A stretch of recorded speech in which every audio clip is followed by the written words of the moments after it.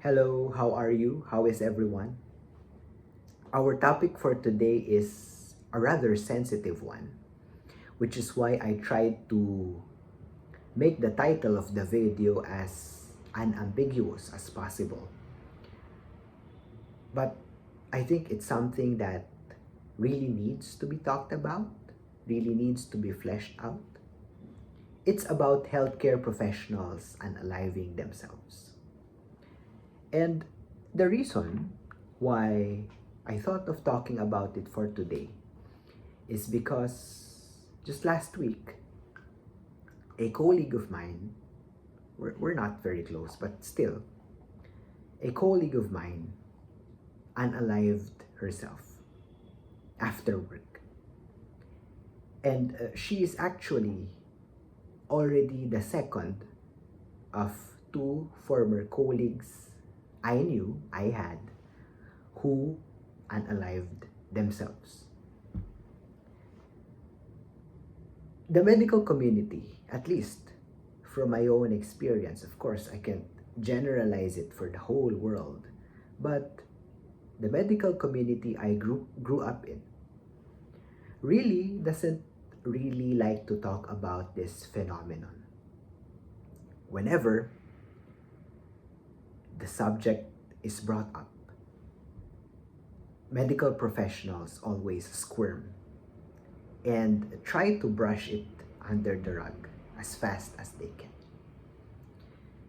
And in a way, I could see why, although I still think that the phenomenon needs to be talked about, it needs to be heard. But I could see why there is some hesitation in the medical community talking about it and recognizing it, because healthcare professionals unaliving themselves runs counter to the very nature of the profession. We are supposed to be the people taking care of others.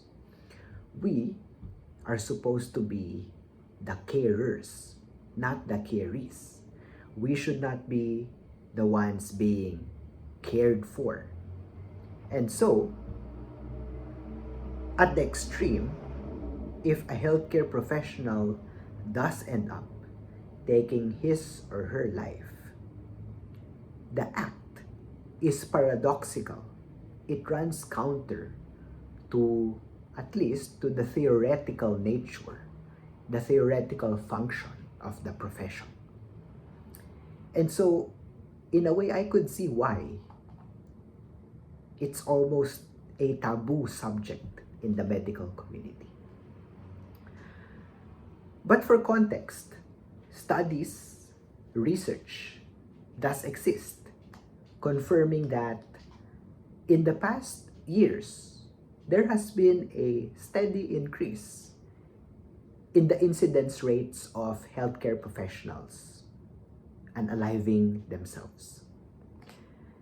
A recent article published by the American Psychiatric Association in November 2024 reports that 10 years prior, at least in their Northern American cohort of physicians, a decade ago, the rate of healthcare professionals unaliving themselves was roughly 3.2%.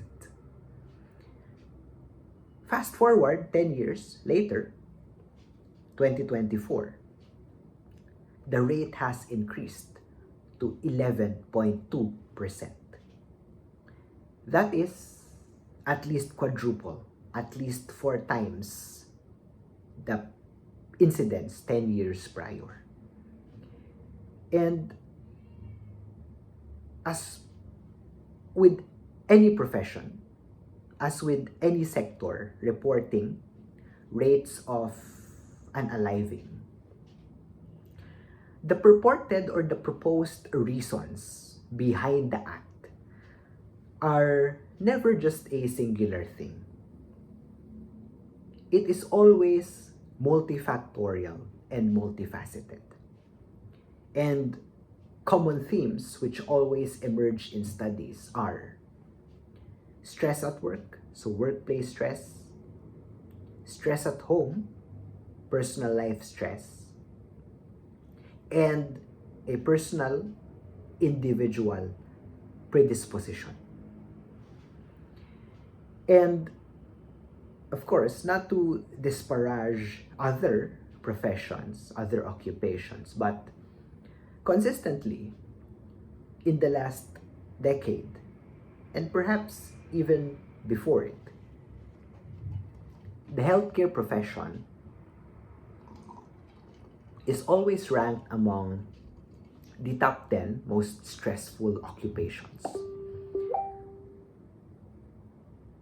Among these also include police officers, lawyers, people engaged in banking and finance, technology, and healthcare professionals.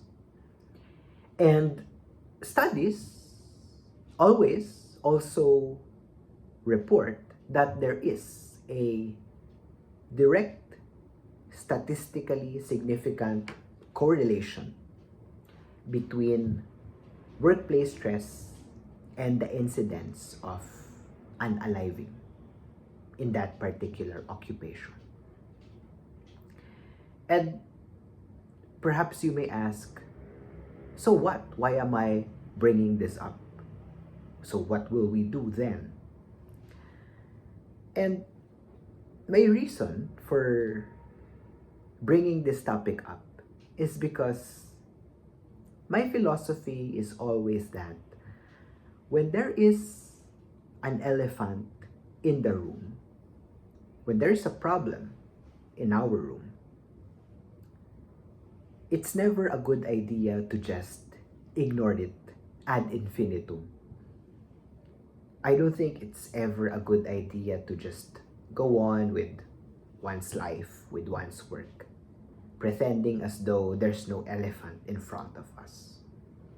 Because if we do that, if we keep on ignoring it day after day, one day, that problem, that elephant in the room will become so huge that it will end up suffocating us, engulfing us to our demise.